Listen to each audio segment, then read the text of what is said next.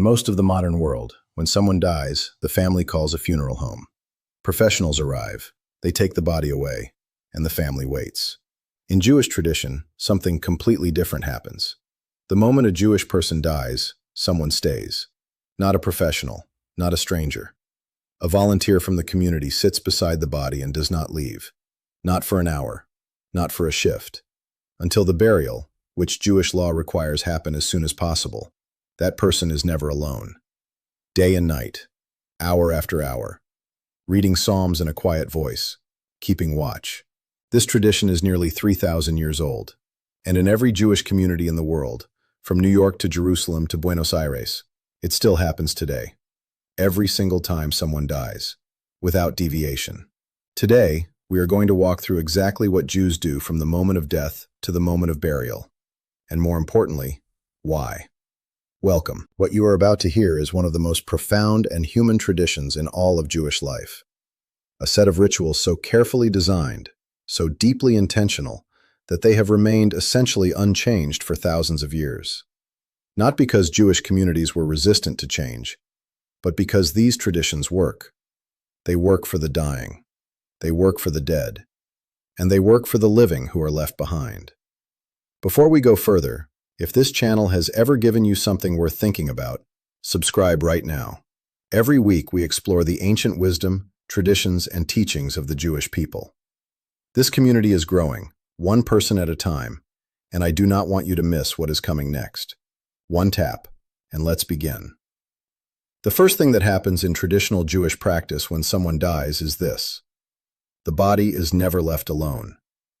This tradition is called shmira, from the Hebrew word meaning watching or guarding. The person who performs this vigil is called a shomer, a guardian, and their role is simple but profound. To sit with the deceased, to read from the book of Psalms, and to ensure that from the moment of death until the moment of burial, the person who died is never by themselves. Why? Jewish tradition teaches something remarkable about what happens immediately after death. The soul, according to the sages, does not instantly depart. It hovers near the body, confused and disoriented, not yet certain where it belongs. It has spent an entire lifetime identified with this body, and now that identification is broken. The shomer sits as a companion, not just to the body, but to that hovering soul, a presence that says, "You are not alone in this transition. Someone is here. Someone is reading the words of God beside you." The Talmud teaches that the work of the shomer is called chesed shel emet, true kindness. The truest kindness that exists, because the person receiving it can never say thank you. There is no kindness more pure than one that asks nothing in return. Throughout Jewish history, in every community where Jews have lived, a group of volunteers formed to take responsibility for the dead. They are called the Chevra Kadisha, the Holy Society, and their work is considered among the most sacred in Jewish life. They are not paid professionals.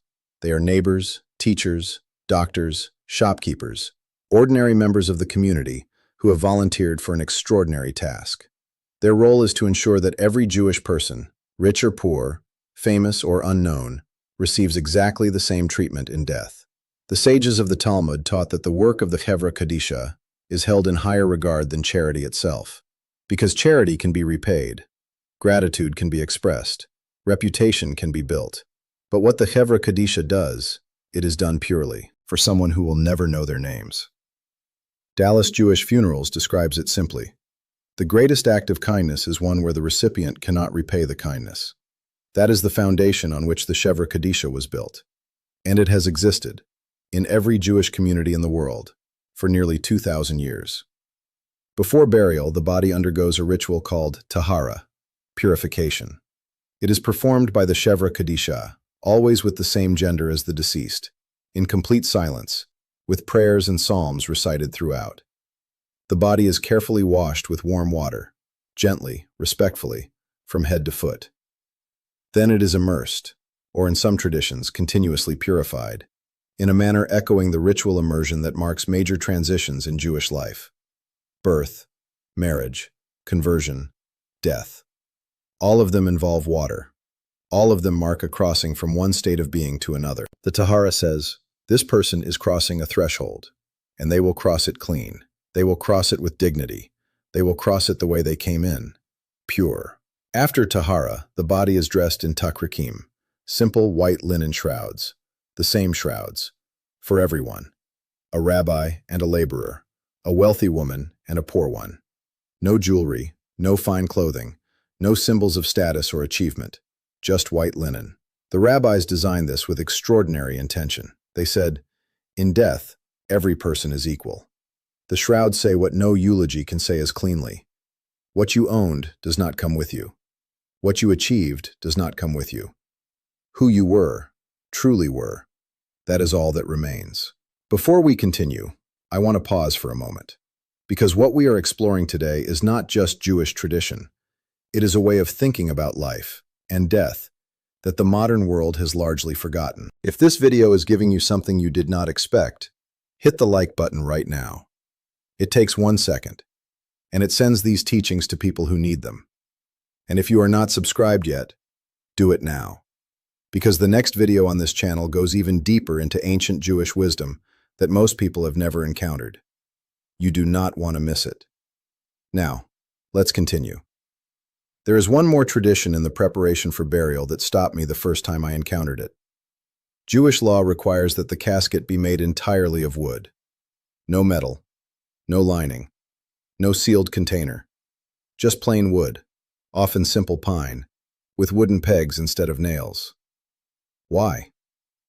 The book of Genesis, chapter 3, verse 19, contains these words: "For dust you are, and to dust you shall return." A metal casket sealed against the earth resists that return. It delays it. It insists on preservation when Jewish tradition says, "Let the return happen naturally. Let the body go back to what it came from." There is a Hebrew concept behind this called kibud hamet, honor for the dead. And the Jewish understanding of honor is not about grandeur. It is not about expensive caskets or elaborate monuments. It is about truth. The truth that this body came from the earth and should return to it. Without resistance, without pretense. A simple wooden box, lowered into the ground, returning. At the funeral, before the service begins, the mourners perform a ritual called kriya. They tear their clothing, a small tear, in the fabric over the heart for a parent, on the right side for other relatives, and they recite a blessing. "Blessed are you, God, the true judge." This is one of the most honest moments in all of Jewish tradition. The mourner is not pretending. They are not performing composure. They are not saying that what has happened is acceptable. They are tearing something. They are saying with their hands what words cannot say. Something has been torn from me. I am not whole, and I will not pretend otherwise. And yet in the same breath, they bless God as the true judge, not because the pain is gone, not because the loss makes sense, but because Jewish tradition asks something extraordinarily difficult, to hold both truths at the same time. The grief is real, and God is still good. Both, simultaneously. That tension, that refusal to resolve it too quickly, is one of the most mature things any tradition has ever asked of its people. After the burial, the mourners return home, and Shiva begins. 7 days. The mourners do not cook. The community brings food. They do not wear leather shoes, a symbol of comfort and status. They sit low, on low chairs or cushions, close to the ground, and the community comes to them, not to fix anything, not to explain, not to offer reasons or theology, just to sit, just to be present, just to say with their presence, "You are not alone in this." The rabbis designed Shiva with profound psychological wisdom. They gave grief a container, 7 days where you are not expected to function, 7 days where the community takes responsibility for feeding you, supporting you, surrounding you, 7 days where the only thing you are required to do is grieve. And at the end of 7 days, life begins again, slowly, imperfectly, but again.